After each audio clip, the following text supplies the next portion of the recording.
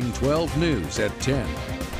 Tonight, Wichita students who will serve our country after graduation honored in a first-of-its-kind event. Our Community Salutes, a national nonprofit dedicated to recognizing and supporting high school seniors who have chosen to serve our nation immediately after graduation. About 130 students were honored and took the oath of enlistment tonight. It's the first event held here in Wichita and honored those serving in the Air Force, Marines, Army, and Navy. It's an opportunity to be recognized by the community, celebrated, get to meet some great speakers and all the support organizations that they're going to have when they join the military. They might not have the opportunity to meet and talk to them. This is that opportunity. I had the honor of hosting tonight's event, so thank you for letting me be part of that celebration tonight. And thank you to all those who will go on to serve and their family and friends who are there to support them.